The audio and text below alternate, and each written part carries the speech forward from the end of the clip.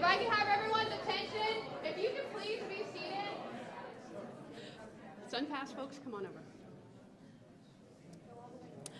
Checks, checks, checks, checks, checks. Hi, good morning. I'm Sherry. I'm with the governor's office. Yes, I know there's tape here. A sign is coming. If everyone would please silence your phones, your tablets, anything that makes noise. As soon as the governor starts speaking, you won't think it will, but they will call you about an extended warranty on your car. That always happens. You think you're good, and you know they got your number. So if you would please reserve questions to the media. We are on a time crunch today, and after the governor is finished and they start, if everybody can just remain seated, we would appreciate that. My name is Sherry. I'm with the governor's office. Lindsay is here as well. She's with our office, so if you have any concerns or any needs, please let us know. We are here to help you. And sound is good? Colors are good? Yeah. Good? Good, guys? Okay, thank you. Appreciate it. Okay, so what we'll do...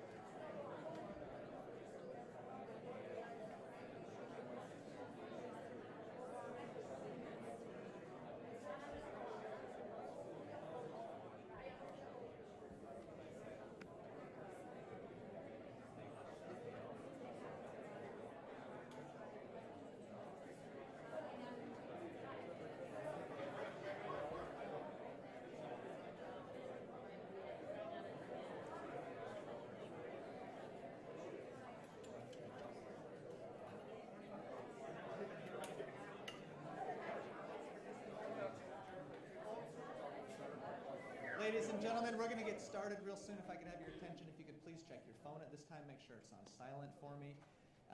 Really appreciate everybody being here. Looks like there's just 1 or 2 seats maybe available, so if you haven't taken your seat, please go ahead and do so. We're going to get started very shortly. Okay, thank you. And again, good morning.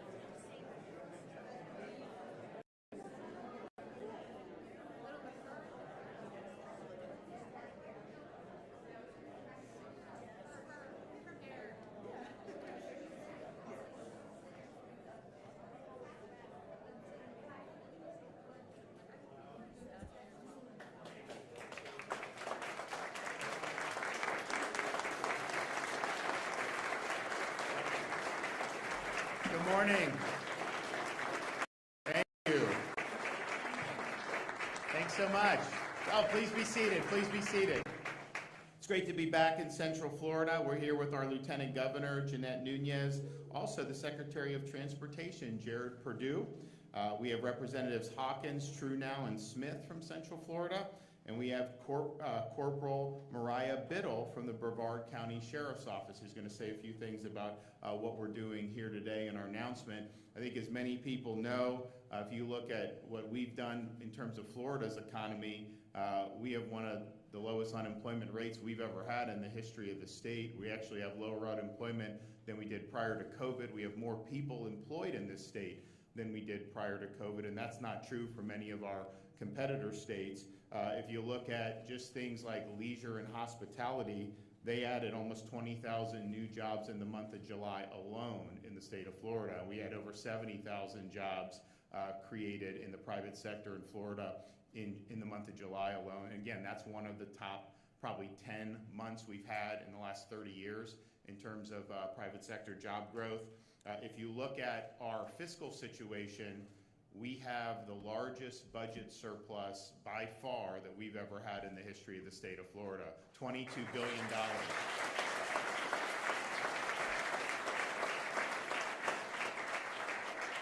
And we've done that with no income tax and second lowest per capita state tax burden in the country. And we've reduced taxes every year since I've been governor, and yet that surplus represented for the last fiscal year that ended, it's over 20% of our total budget, our surplus represented. And so That's the polar opposite of what you see in Washington, where they always run these massive deficits and massive debt. So we've done it right. A lot of people said a couple years ago that we were going to be facing massive shortfalls because no one would come here when COVID hit and all this other stuff. And the truth has been just the opposite. We had 2021 the best year we've ever had for domestic tourism. And of all the international travel in 2021 to the entire United States, almost 45% of that was to the state of Florida. So that's a massive share of international visitors.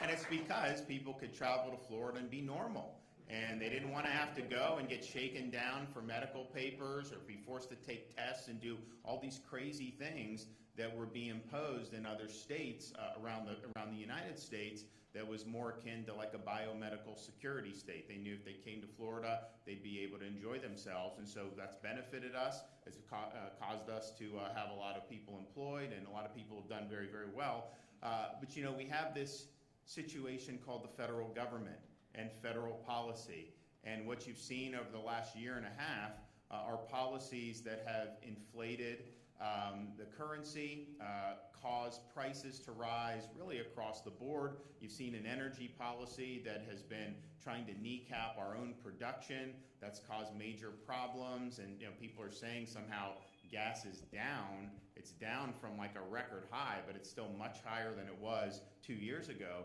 And so this has huge impacts on individual family budgets, people on fixed incomes, businesses, because if you look at all the things that people need to build a house or to do whatever industry you're in, almost everything has gone up dramatically. So that is really the biggest problems. And now interest rates are going up and have gone up because you have such persistently high inflation. That is the inflation and the energy, those are the number one problems facing our nation's economy. Florida, we can fight back against a lot of the policies, but we can't be immune to the federal government printing trillions and trillions of dollars. I mean, that's just the reality of the situation. And so what we've tried to do is say, okay, we see those headwinds, we see them doubling down on a lot of these policies. When Biden did the stimulus, as trillions and trillions of dollars, you had people who worked as economists for people like Obama and Bill Clinton say, wait a minute, if you do this, you're going to fuel major inflation. And so he was warned. There were a lot of people across the political spectrum saying that would be the result, and sure enough, that has been the result. So and so it's had a big impact, I think, on just people's daily lives. And then the announcement yesterday that they are going to require the American taxpayer to basically be responsible for some of these student loans, first of all, is very unfair to people that took out loans, worked hard, and paid off their loans. It's very unfair to people who took other pathways in life that didn't require them to take out a lot of loans. So maybe people that went into business immediately, people that went into trades, they made those decisions to not have that debt, and now the debt's being put on them, and some have estimated it could represent about $2,000 per taxpayer when all is said and done with this. And so it's very unfair, to have a truck driver have to pay back a loan from somebody that got like a PhD in gender studies. That's not fair. That's not right.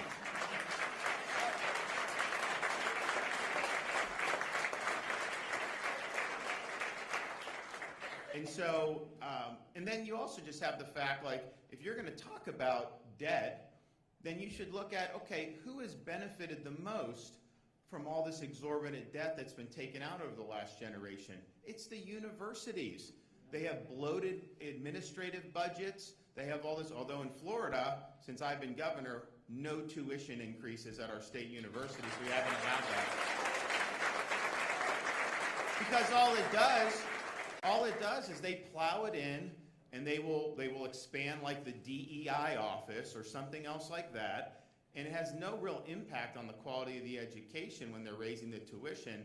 It just creates more administrative bloat, and that's been going on, and the colleges and universities have gotten a free ride at this.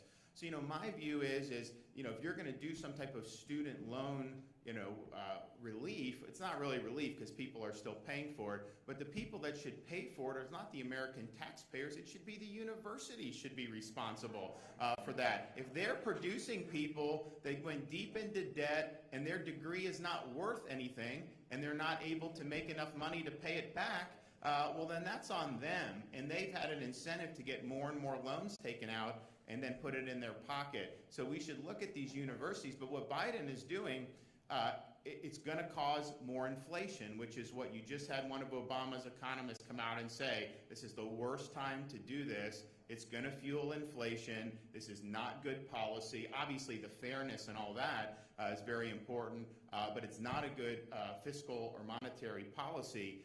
And so you see that. But then you also have the fact that they're doing that with zero reform to the universities and the loans and everything that's happened that's clearly way, way out of whack. And then, I think this is still important. Some people may not care as much. He does not have the constitutional authority to do this.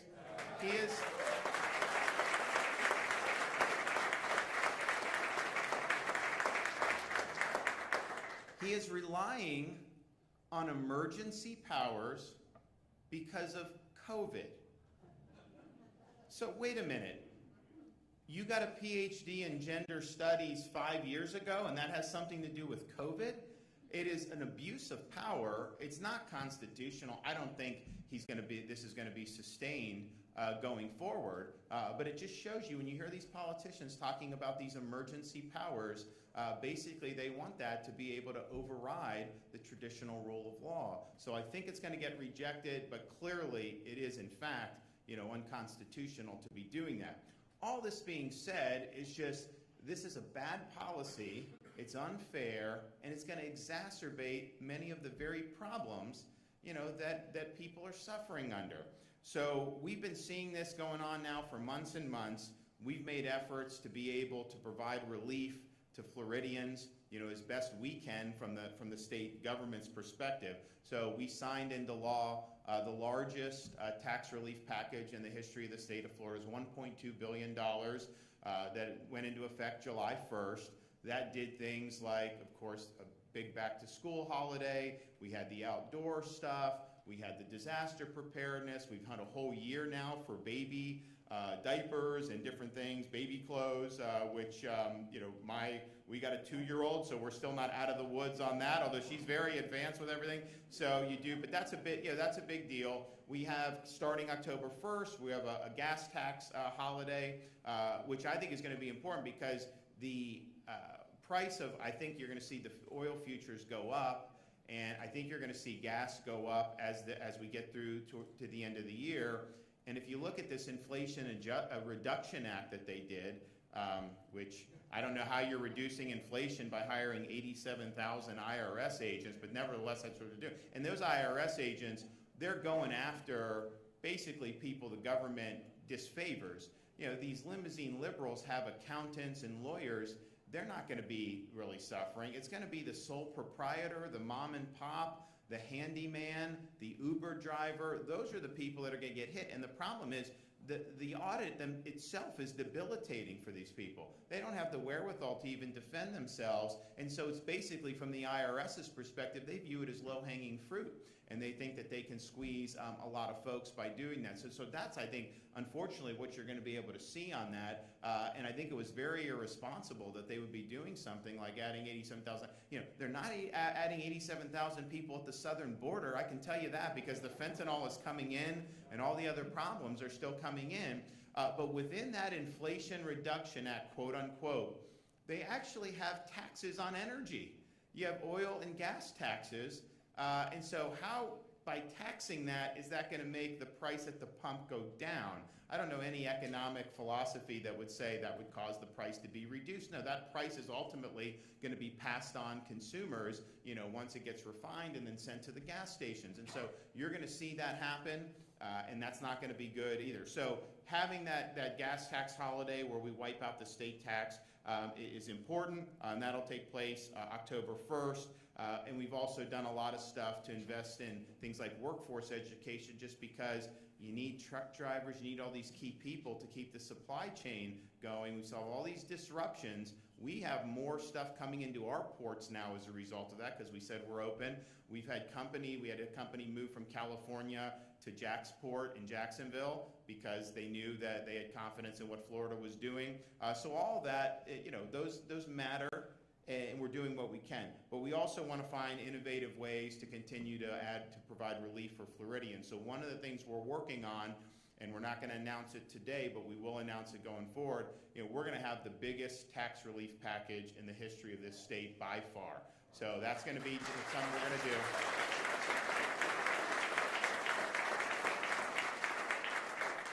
And we want it to be done in ways that are going to be meaningful. And so you're going to see probably a big legislative package, but you're also going to see, I think, we want to do property tax relief. We may have to put some stuff on the ballot, but we have an opportunity now because our fiscal situation is so strong to provide relief for Floridians when we're facing these difficult headwinds with the inflationary policies coming out of Washington. So part of what we're going to be doing is we're going to be working with the legislature to advance a big package for toll relief for motorists and for commuters.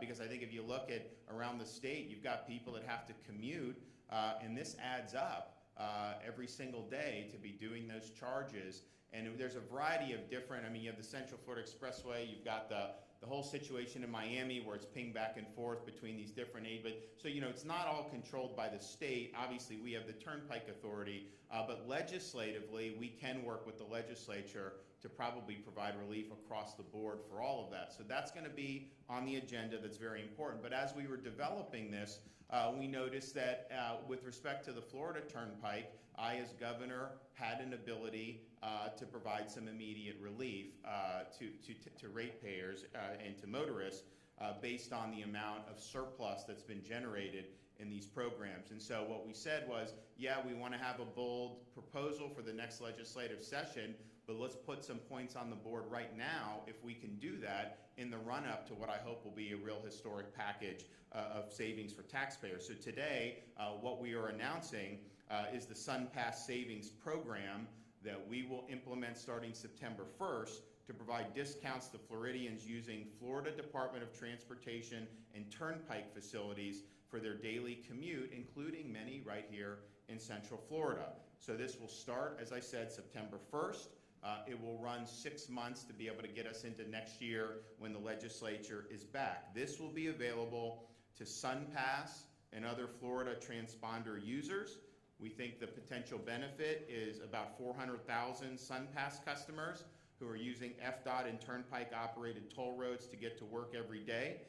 This will end up returning nearly $40 million to SunPass customers over this 6-month period.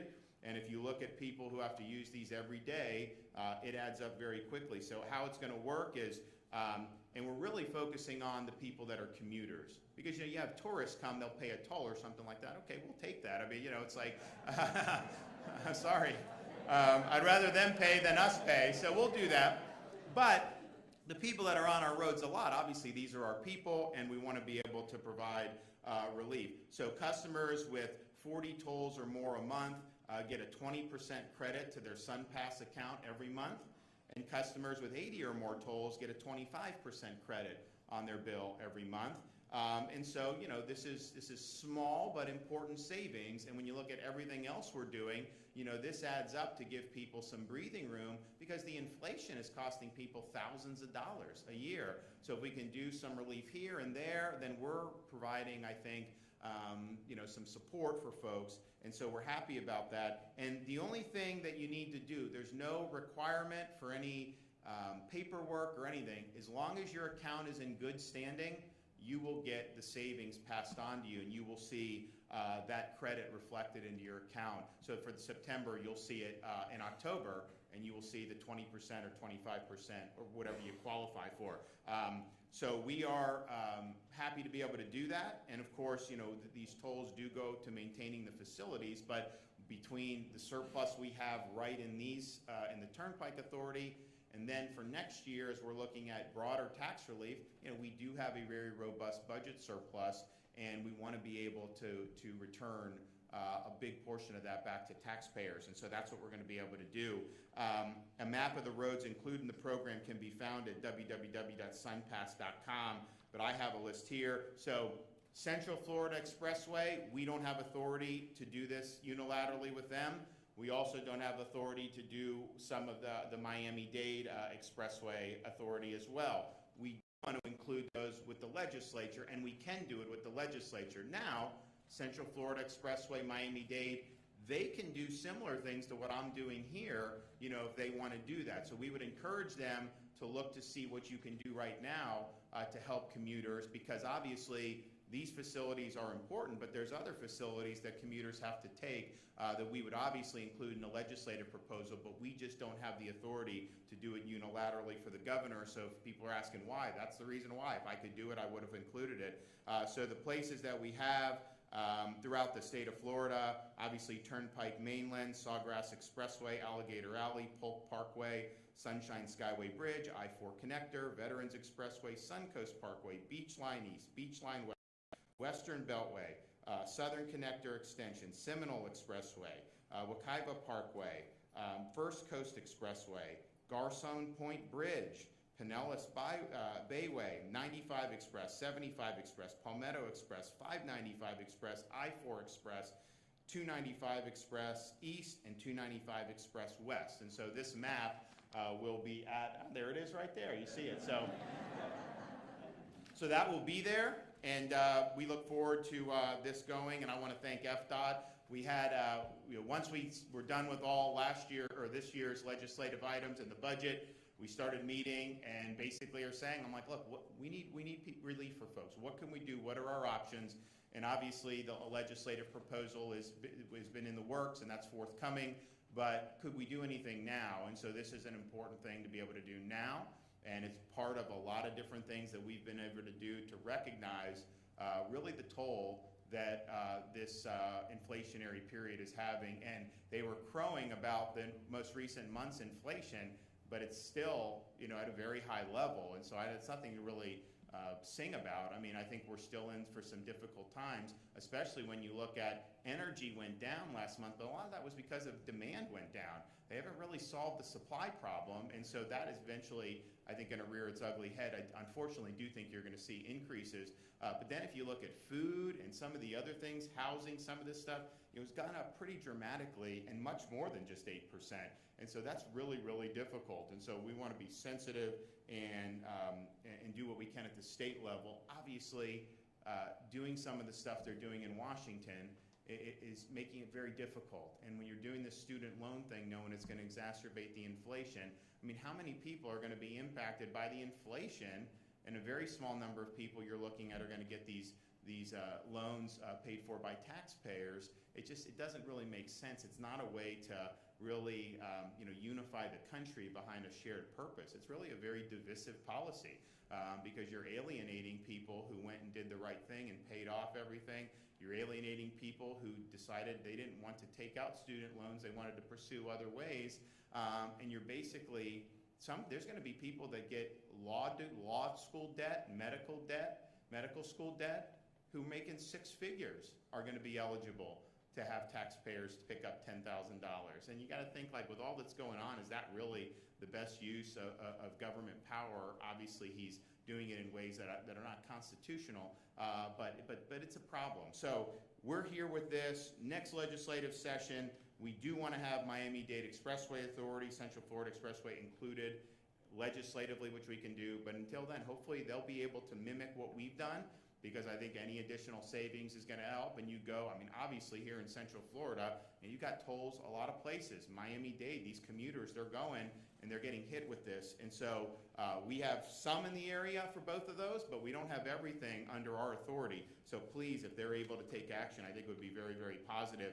And we look forward to having a really, really robust tax relief package that we're going to be able to move through, hopefully with really strong support. So stay tuned on that. We'll be having more proposals that we'll be putting out over the next few weeks, and I think people will be very pleased. We're also going to be putting out some proposals to, yes, we've done record amount of funding for infrastructure, but we also have so much robust growth and not just growth in people moving here, but the tourists coming clog up the roads, and it's very difficult. You try to go from Tampa to Orlando on I-4. It doesn't matter what time of day.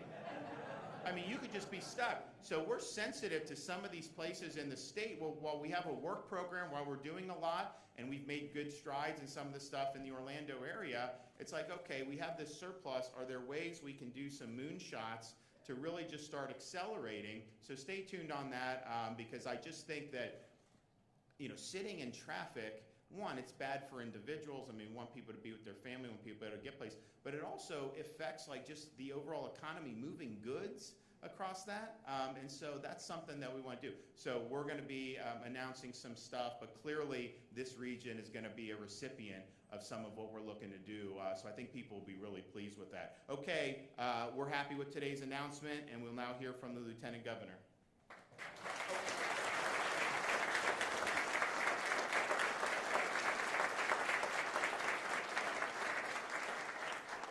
Good morning. It's a pleasure to be here with Governor DeSantis and our Secretary, Department of Transportation, Secretary Perdue, along with our legislative colleagues and so many FDOT Turnpike employees that understand the importance of today's announcement. So as the Governor mentioned, in Florida, we're proud of the solutions that we've been able to implement to make a difference in the lives of Floridians. Everything through our record tax package, in which we're able to remove the tax burden on so many items that many of you buy on a regular basis, along with our Freedom First policies, making sure that we are sensitive to the plight that people are being subjected to because of the spending, the Biden inflation, and all the taxing and spending that they're doing at the federal level, of which, of course, we're not immune to. And then, of course, as well, the education and our workforce strategies making us #1 on the way to be #1 to career and technical. So Florida families, as we know, they've been impacted very deeply by the impacts of inflation, rising cost of gas. The other day I went to the grocery store. What used to be a $3.99 bag of potatoes is now $6.99. So I can tell you that when you go to the store, you feel the pinch, you feel the impact in a very real way. And so we are very proud of the work that we've done in Florida. As the Governor mentioned, we've been staunchly looking at ways to bring some relief. He talked about the gas tax that will be coming in October.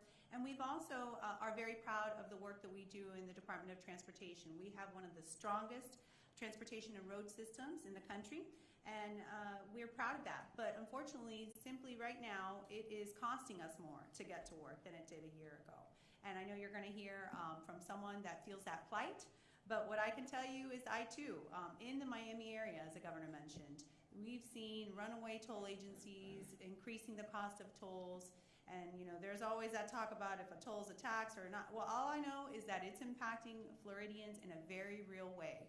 And oftentimes they have no way around it, because what would take, typically should take about 30 minutes because of traffic, can take upwards of an hour and a half to traverse maybe just 13 miles in Miami-Dade County. And I know this area is no stranger to traffic and battling those challenges, but tolls have a real impact on people's daily lives, on their budgets. And sometimes you have to opt to go another route and not take a toll road because it's going to cost you that much more. So then you have to be burdened with the increased amount of traffic. So I believe that this savings program will have a real positive impact on families, not just here, but throughout the state. And we're excited to see that implemented. And we look forward to being able to have a little bit of relief from the spending and the rising cost of Biden inflation that impacts us all on a daily basis. So for those of you that are commuters, I think this is welcome news. And as the Governor mentioned, we continue to look for innovative ways to bring a little bit of relief to Floridians, because that is what we fight for every day. We fight for Floridians, and we want to make sure that anything that we can do to minimize the pain and suffering that we're feeling at the results of the federal government, we're going to be fighting for you each and every day. So thank you all so much.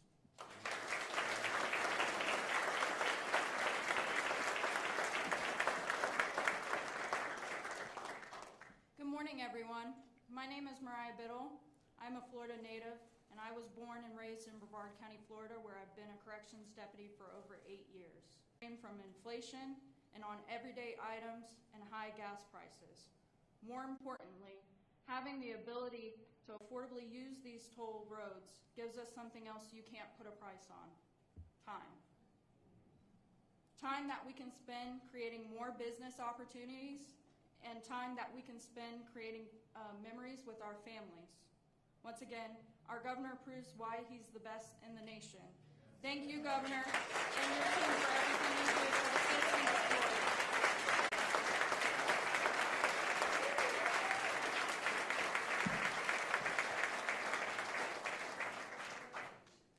Thank you, Governor DeSantis, Lieutenant Governor Nuñez, for your leadership, and also thank you for putting Florida families first. I'm Jared Perdue, the Florida Department of Transportation Secretary, and I tell you, we're really excited to be providing this new SunPass savings program as a way for us to give back to our loyal customers and show gratitude for your continued support. As the people of Florida continue to navigate the challenges of rising costs in everyday life, Governor DeSantis has asked and directed FDOT to find innovative ways to provide relief while still accomplishing our mission. 40 transactions, it may sound like a lot, but if you consider your daily commute, 2 tolls a day, 5 days a week, you get to 40 transactions in a month. So this is going to be good relief, and we're really excited about it. Developing and implementing programs like this prove the department's and the governor's commitment to providing a resilient and innovative transportation system.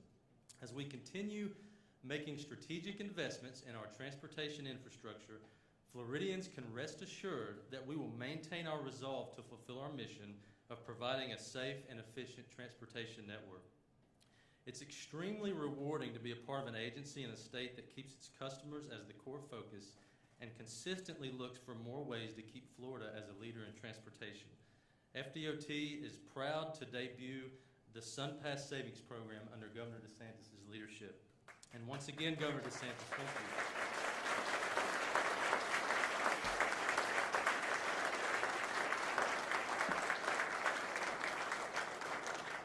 So this is just one small step. We've got a lot more coming down the pike, and we're looking forward to be able to do that. We've also been able to, if you look at what we did in last year's budget, kind of recognize what was going on with the inflationary spiral that we find ourselves in. We were able to do, for the second year in a row, $1,000 bonuses for all sworn law enforcement, firefighters, and first responders throughout the state of Florida. And so that's a great way to say thank you.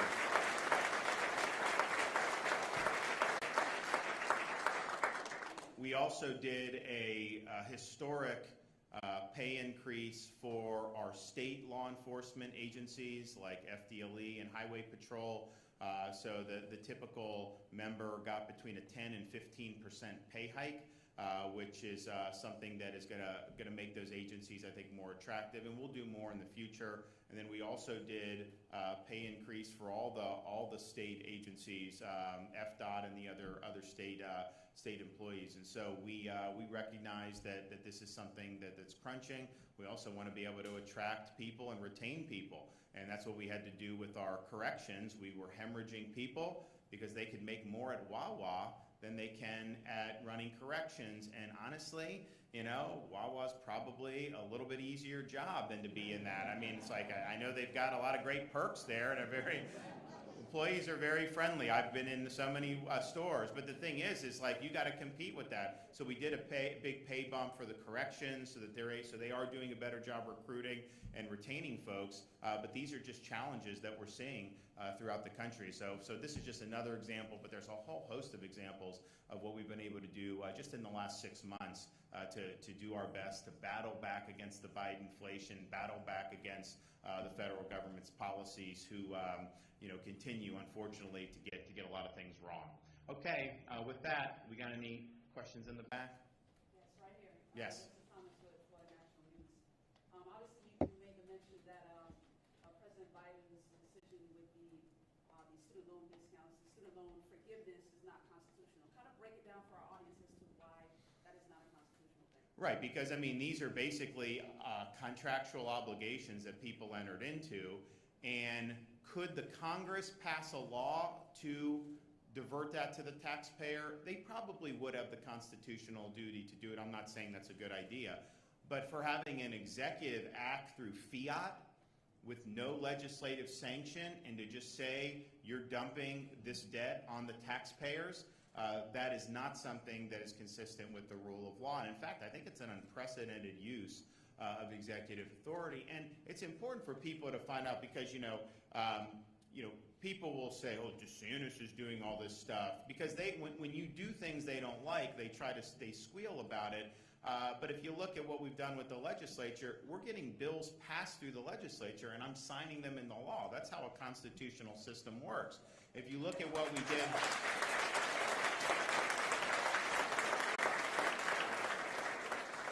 If you look at what we have done to police state attorneys in this state to make sure that they are enforcing the law as written and they're not picking and choosing which laws to enforce and which laws to ignore, when we took action in Tampa to suspend that state attorney, we were acting pursuant to Article 4, Section 7 of the Florida Constitution, which says those county elected officials, because they're not subjected to impeachment on the way our system is designed in Florida, the governor has the authority and indeed the duty to suspend them if they've engaged in misfeasance, malfeasance, neglect of duty, incompetence, drunkenness. They list it out.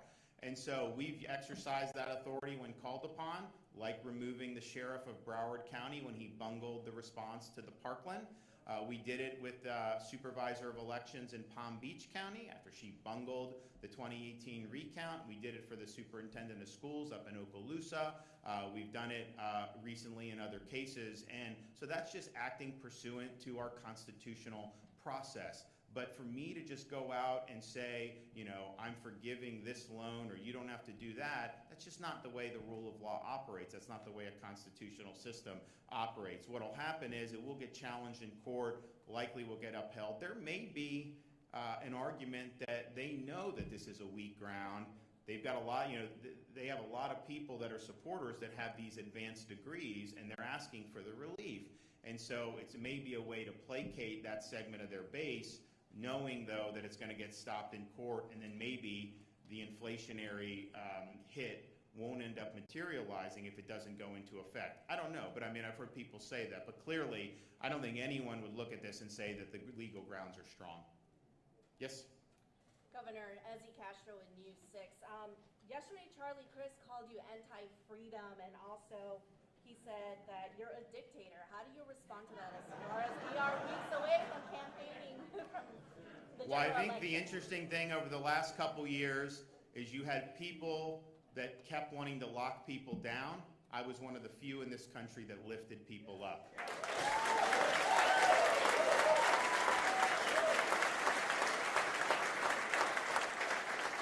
We protected people's freedoms, jobs, businesses. We made sure kids could be in school, and we liberated 22 million Floridians from local mandates and restrictions. We protected them against vax mandates so that they could keep working without having that.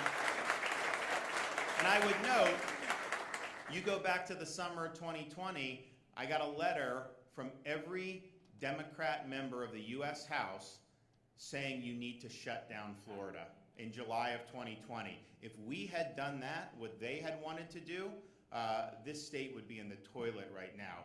We made the right decision by keeping the state open. So I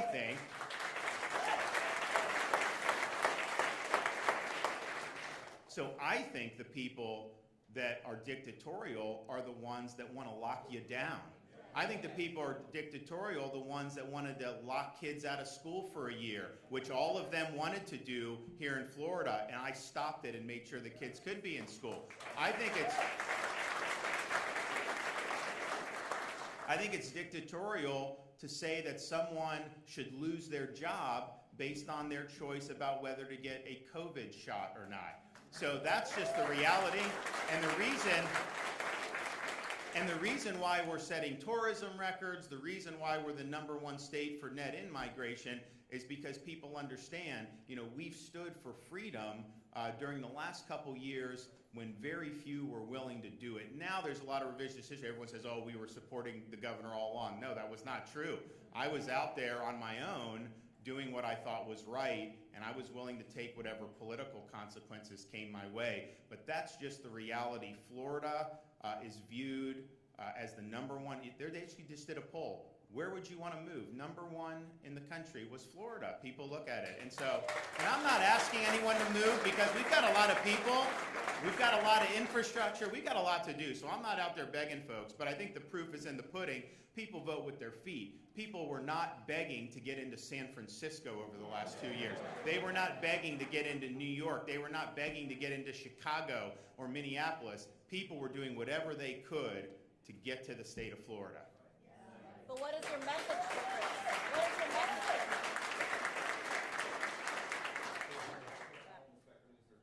Scholastic book fairs are actually on hold right now in Seminole County because the school district says they're confused on what books are allowed and what books are not allowed. Will the state be giving any more direction on what's allowed? Well, I'd have to see kind of what they're talking about. But look, guys, this is not rocket science, okay?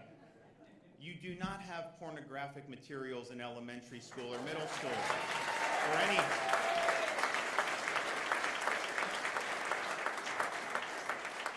Let's focus on educating these kids. Let's cut out the indoctrination. Let's not worry about all the stuff that's inappropriate. Let's teach them to read, to write, to add, subtract, teach them about the country's history, teach them about all literature, all the things that are important. And that's what schools really, when I was growing up, I don't remember any of this stuff coming into school. I just had normal classes. So that's what we want. But clearly, parents have the right to know what is being put in their kids' classroom and in the libraries, and to have adult-themed books. And I've seen some of this stuff. You know, a lot of the media, they don't want to actually describe what's in some of this stuff, but this is very graphic. Some of it involves pedophilia, unfortunately, in some of the books that have been identified throughout the country. And so that's just inappropriate. So I think that you know what's age appropriate. Our Department of Education, you know, we actually put out a reading list. You'll hear in the media saying Florida is banning books. Like, we haven't banned a single book. I don't know where they're getting that. Just because something may not be appropriate for a middle school library doesn't mean that an adult can't access it. But what we have is we have all these books recommended, like To Kill a Mockingbird. You know, they actually banned that in Burbank, California, because they said that it was politically incorrect. And so that's recommended, all these other things. It's interesting, the summer reading list, someone showed California's, and it's all recommended reading. It's all from 2016 to the present, and it's almost all political in nature and ideological in nature. Florida, you know, our list is like classics, in literature, classic history, you know, speeches, letters from a Birmingham prison that Dr. King wrote. You have things like Kennedy is inaugural, all this other stuff. So like Florida, you look at it, you're like, that's education. You look at this other stuff with California, you're like, they're pushing an agenda. That's all they're doing with this. All right, guys, thanks so much. God bless.